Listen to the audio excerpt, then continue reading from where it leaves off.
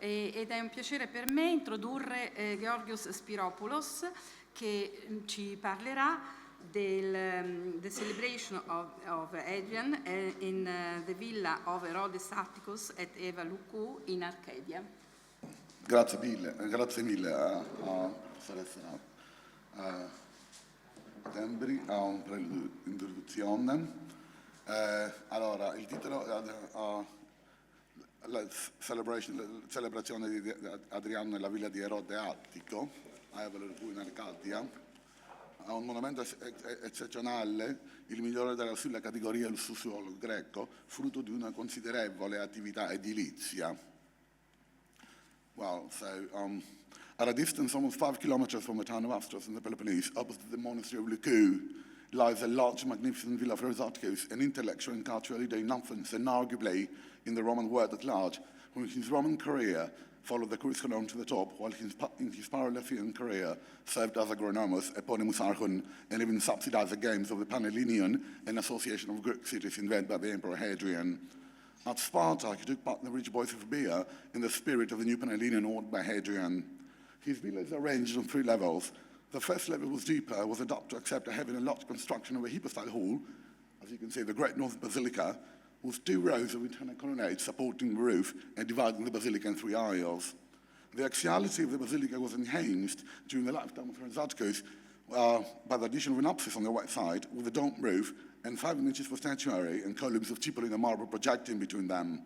In architecture, the Romans never lacked bold imagination. To get an idea of how magnificent the interior of Roman buildings has actually been, we only have to look at the Pantheon, one of the best preserved monuments in Rome, or under its spectacular hovering dome, 6 large niches quite similar to those in the apsis of the Great Basilica of the Villa may have housed statues of cosmic deities. Space covered by dome first appeared in palatial architecture during Nero's reign and soon developed in absolute perfection in Hadrianic times. As is the case with all Hadrianic monuments, there's an abundant use of curvilinear architecture above the ground, which is geocentric. Arch and dome begin to be released and rise to the surface, enclosing visitors without imprisoning them. Among the sculpture decoration of the basilica is a colossal cast statue of Athena placed in one of the niches of the apsis. Also discovered there were portraits of Herodes Atticus and his family, as you can see here, and an inscribed stele of the Requis tribe with the name of those who died at the Battle of Marathon. The Marathon stele was integrated as a building material in one of the 2 warehouses that was saved in the open space outside the large hypotenuse edifice. The location of the massive stele does not justify the transfer of the heaviest piece from far away. This is reinforced by the peeling of fragments of stele found inscribed, again with the same type of letters in the hall and the corridor in front of it, a kind of vestibule.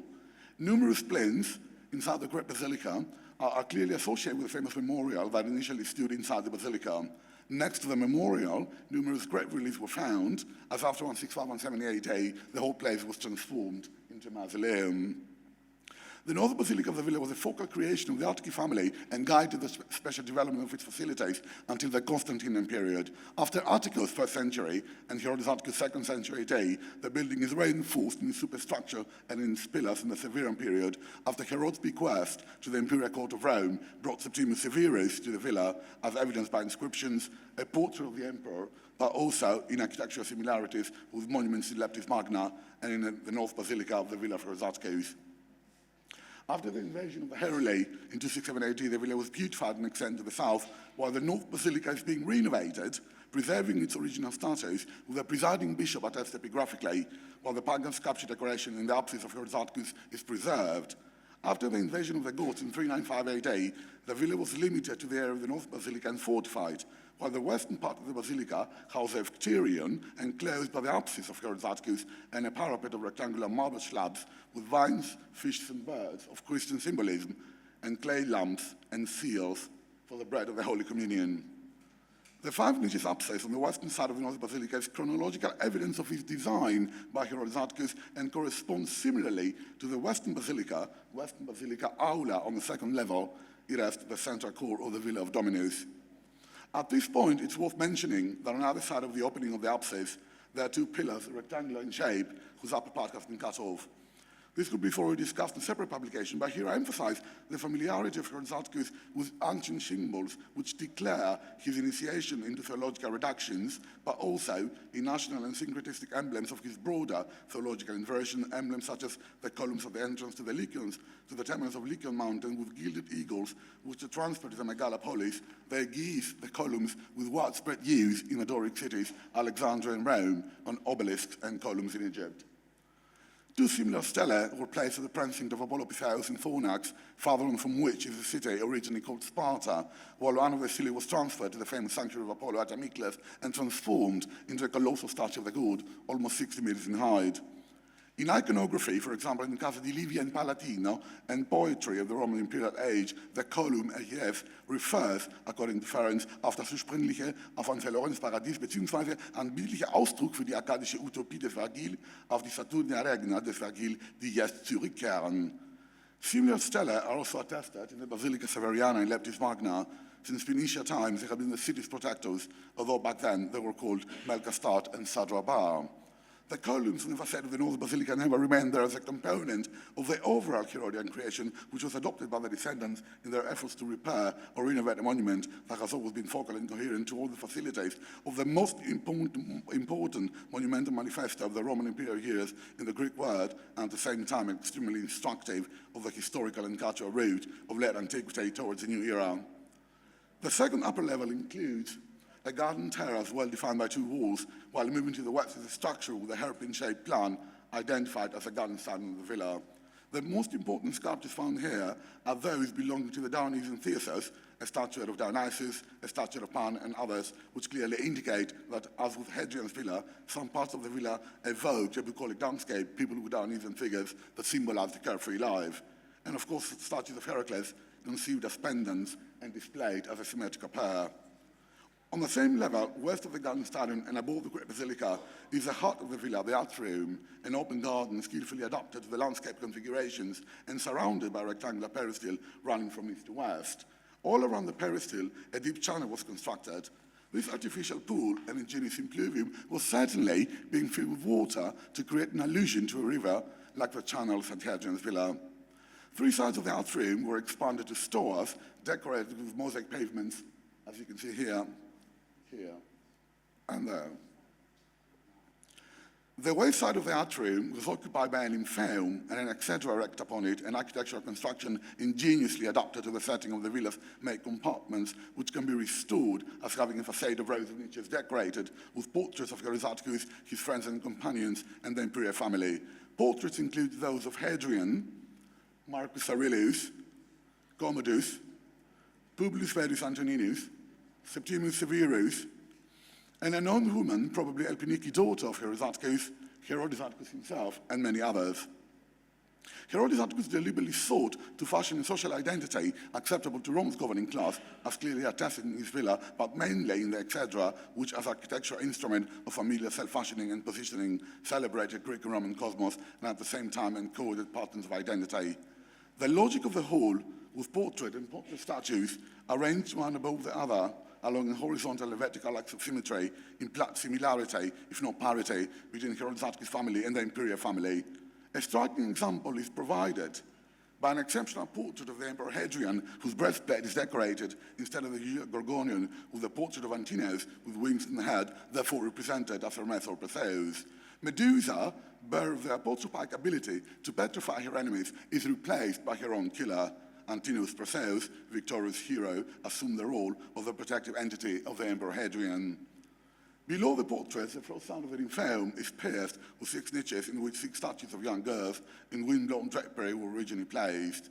The young girls, of which one is almost fully preserved, have been identified as the dancing Caryatids by Callimachus, a work of the last decade of the 5th century BC. Opposite and in exact correspondence with the dancing Caryatids stood, instead of columns, 6 Caryatids supporting the roof of the east door of the atrium, overlooking the river, and 7 columns behind the Caryatids, thus creating a small pavilion. The dancing Caryatid monument, before it was reintegrated into the villa, must have been standing on the Acropolis, most likely, close or opposite the Erechthon Caryatids. And that because their excellent statues were simply called chora, maidens in the tablet's building inscription. The name Cariatis was given to them when they became associated with an Attic myth about the girls of Caria in Laconia, the likeness by Callimachus. Furthermore, a quite similar arrangement is attested in the villa, and we do know that both Hadrian and Herodes Atticus recreated the lands they had visited and the place of their imagination in an architectural microcosm.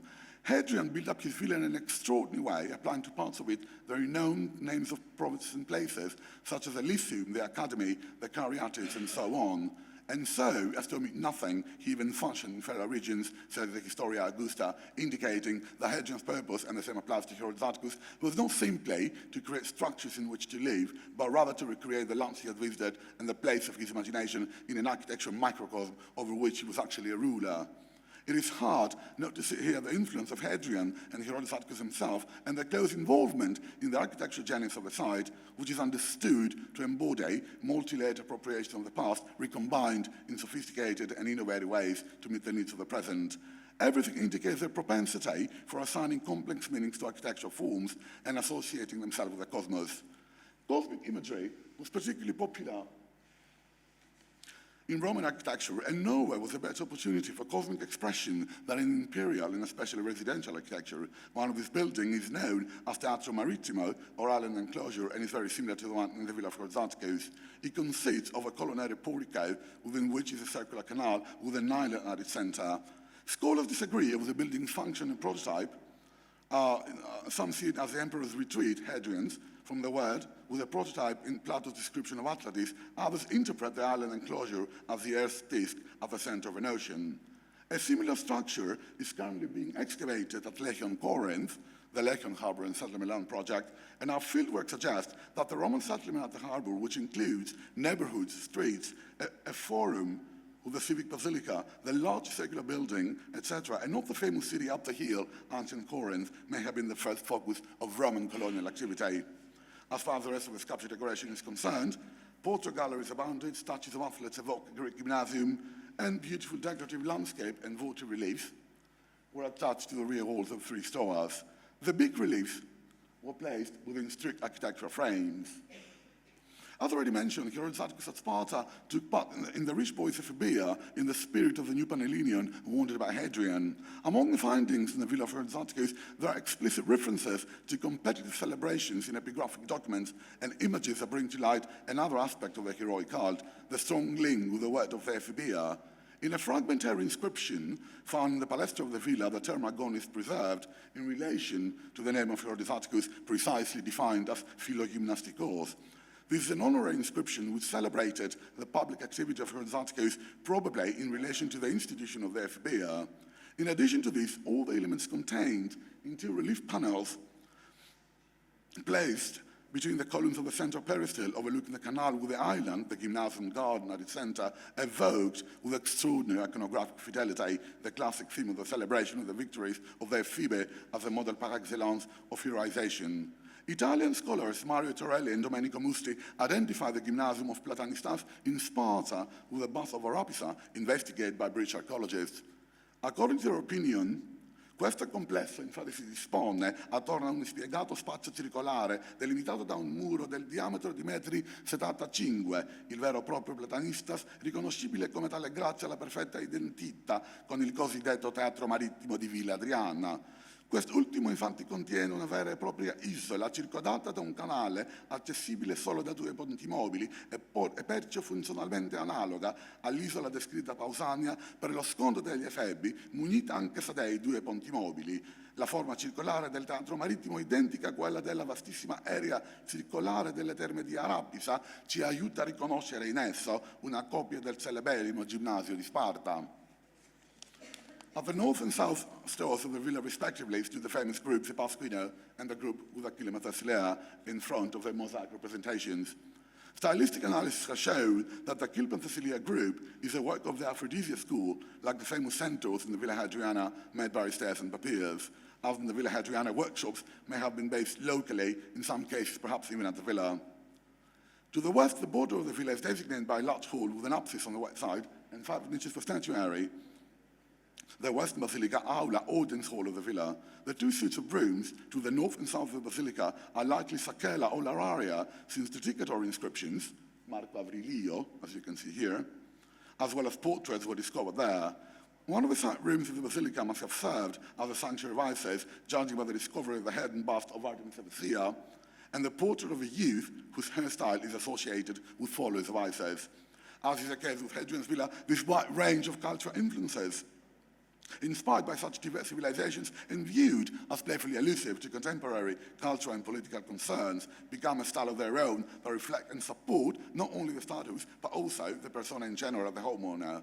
As has been correctly remarked, this cultural mixing of Egyptianizing motifs alongside what could be considered typical Greek or Roman motifs reflects closely Hadrian's intimate knowledge of the empire and its provinces and his desire to bring them together.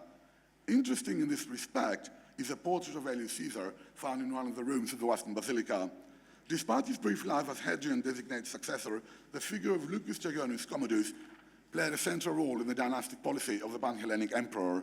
Introduced into the Domus Augusta with the official title of Aelius Caesar in June 136, he died prematurely in January 138, only a few months before Hadrian's death. Few but significant archaeological contexts testify the celebration of Aelius Caesar as future princeps in Italy and in the provinces of the empire. The dynastic strategies of Hadrian seem to be related to relevant dynamics of existing policy.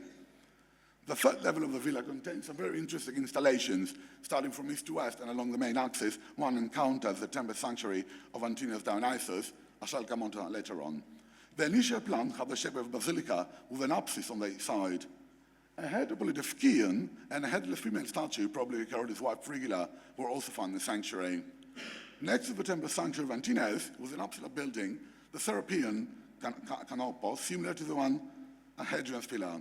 The identification of the building as the Serapeon has been confirmed by the discovery of river goats similar to those depicted on the mosaic pavements of the adjacent southern stoa. A statue of Osiris was also found in the Serapeon, while a marble sphinx, now in the storage rooms of the National Museum in Athens, might also come from this place. In the years between 165 and 70 AD, Herodes Atticus repeatedly suffered the loss of members of his family, including his wife and beloved foster sons. Overwhelmed with grief on each of their deaths and deeply and self-consciously aware of the power of memory as well as of its fragility, he commissioned statues and portraits to memorialize them, declaring them heroes. He even acted like a Homeric hero himself. He organized and founded games and had his villa transformed into a monumental mausoleum. This extreme emotional link had an impact on the sculpture decoration of various parts of the villa, but mainly on the sculpture program of the Exedra and the temple sanctuary of Antinous Dionysus. As far as the Exedra is concerned, the 6 niches with the dancing caryatids of Kalimeros were replaced by arcosolia, in which marble clinae with reclining figures representing members of Herodes Atticus' family were placed. As to the temple sanctuary of Antinous, the initial plan of the building was expanded to the west by the addition of a structure with 3 rectangular niches in which marble clinae were placed, again with reclining figures representing members of Herodes Atticus' family. A large amount of pottery used to perform rituals came to light during the excavation of the area. Votive and banquet reliefs replaced the original decoration of the Antinoium. Antinos was worshipped as Dionysus, as also verified by the inscriptions Theo Dionyso. Hadrian mourned Antinos and commemorated him in a fashion entirely unusual for someone of Antinos' lowly status. Antinos had a puzzling lot of qualifications for his promotion: no divine ancestry, no noble blood, and on the face of it, no heroic dates. Nevertheless, the deification proved remarkably popular and proceeded past. Hadrian encouraged the locals to venerate Antinos as the incarnation of Osiris, for in Egypt because they long had believed that those who drowned in the Nile underwent the same transformation as a god and were automatically reborn. He was also assimilated to the Hellenic equivalent of Osiris, the god Dionysus, who also suffered, died, being reborn, and brought Fecund to the soil. Hadrian's sense of bereavement was nowhere more obvious than in his own villa Tivoli. There remains, according to some scholars, the remains of a substantial structure consisting of 2 small-facing temple buildings have been identified by some scholars as the sanctuary of Antinos. Even the Pinci obelisk may have come from the Antinon Hadrian's villa, while he also felt the need, Hadrian, to be surrounded by images of the Bithynian youth. But how was the image of Antinos created in the first place? According to certain scholars, at some point, presumably after Antinos' death, a gifted artist was commissioned to create an official type for the Bithynian youth. For that purpose, he took the body type of a famous 5th century BC statue of a Glasgow god and combined it in a more contemporary style with an individual-looking portrait head with long hair and a sensuous face. This Urantinos was probably equipped with the attributes of the god Dionysus, the closest equivalent in the Greek pantheon to the Egyptian Osiris. Antinos' name is Homeric. His relationship is seen by some perhaps as a replay of the intimacy of Achilles and Patroclus, and his divinity made to resemble that of Dionysus visually, as confirmed by Pausanias' description and ritualistically as shown by the chthonic quality conferred on him by the inscription from Mantinia. Antinos was born in Bithynium, but the Bithynians are Arcadians and from Mantinia by descent. According to some scholars, Antinos is shown tying a fillet around his head like a victorious athlete. It's an acrolithic statue. The entire low part of the body is made, as also suggested, of another material, perhaps gilded wood or even ivory. Ancient sources attribute to Alcamenis a number of temple statues in Athens in various media, among them a chryselephantine Dionysus seen by Pausanias. Athenian coins of both the late Hellenistic and Roman period depict an enthroned Dionysus, which has been associated with the Alcmenian image, while a Neo-Attic relief in the collection of the Getty Museum, said to be from Rome, and part of the base of the statue, depicts a figure of Dionysus in the very same pose. Herodes Atticus followed Hadrian's lead in the erection of chryselephantine statuary, perhaps even in competition with him or imitating him, Imitatio Hadriani. According to Pausanias, and rivaling Hadrian's dedication of a Zeus of gold and ivory in the Olympian in Athens, Herodes Atticus was also responsible for a group of Poseidon amphitrite in the sanctuary of Poseidon at Isthmia, a lavish group made of gold and ivory, which portrays the creation of the marble cult group by only about 10 to 20 years. The group was carved in the Roman period. Poseidon, for example, has features similar to portraits of Hadrian and Herodes Atticus in Corinth, but in style and type reflects works of the Parthenonian era and bears a striking resemblance to some of the drop figures from the Parthenon impediment. On closer scrutiny, we observe that the statue of Antinous from the villa also refers to the artistic side of the Parthenon and bears resemblance to the Figitae from the East Pediment, which portrays the miraculous birth of Athena from the head of Zeus. Although the reclining nude male is generally identified as Dionysus, he's also very athletic and has been called the reclining Doryphoros because of his muscles, proportions, and the chiastic contrapposto position of his limbs, all considered to be political characteristics. He also wears a fillet, similar to the one worn by another head of Dionysus, a prime example of the style of the Parthenon pediments and datable in the 1st century AD. A statue of a Sid Dionysus, an edification rests, among other things, on similar representations on Attic black figure vase painting and a well-known Kylix in Würzburg is on display in the Penn Museum, while the original type from which the statue derives goes back to the 5th or even the 4th century BC, the monument of Lysicrates in Athens, where the god appears in an attitude like that of a statue, to which I call attention, and in which scholars point to a 4th century reflection of Figitae as Dionysus, as evidence for assigning Dionysus to Figitae on the Parthenon East Pediment. The young Dionysus may well be the first example of the change in the representation of this god, while he was previously portrayed in the guise of a rude old man. A youthful and tubular version is now imposed on iconography. Antinos was worshipped as Dionysus, as verified by the inscriptions, Pertinaci araviko Theos Dionyso, Pertinaci refers to Septimius Severus. After Herodes Atticus' death, the villa was bequeathed to the Roman imperial family, emperors of Rome, from Hadrian to Septimius Severus, and even later, whose portrait had been found in the villa, made it their temporary residence. Septimius Severus at least may be credited, as already mentioned, with some extensions, ameliorations, and repairs in the villa. Considering all the above, it would absolutely make no sense to believe that Septimius Severus would actually be the sanctuary for Antinos and have him worshipped as Dionysus. He was worshipped as Dionysus from the very beginning. His representation as a young victorious athlete might be an allusion to his victory over death, and the meaning of the whole display was so clear. The reclining figures on the cleaner of the temple sanctuary would undergo the same transformation as the god Dionysus, Osiris, and would also be reborn. The funerary banqueting and heroic reliefs, the cleaner with full-length portraits of the deceased, a lovely relief part of the base of the Antinos Dionysus statue, and most likely depicting Herodes Atticus giving instructions to one of his pupils for his last journey in the underworld. The introduction of Feast for the Dead, according to the requirements of the hero cult, and the incorporation of the memorial to the fallen of Marathon signal the meaning of this vast mausoleum. Even a reinstallation of the Menelaus and Achilles group was incorporated into the plan. In the new display, the group, which originally faced east, as clearly indicated by the accompanying mosaics, faced west towards the exedra that was transformed into a mausoleum. The past and the present are made to work for his commemorative obsessions at the same time as a decorative program and ritual activity associated with the villa solidify and codify Herodes' renown, excessive, performative, almost Homeric grief to shape a multifaceted heroic identity. Both Hadrian and Herodes Atticus built, layered an elusive monument to Rome's incorporation of distant cultures, pastimes, powerful traditions of political symbolism, religious monumentality, consumption of posterity, and immortalization, thus celebrating the invigorating vision of the Greco-Roman world and the limitless creativity of the human spirit. And the echo of this celebration reverberates to this very day. Grazie mille.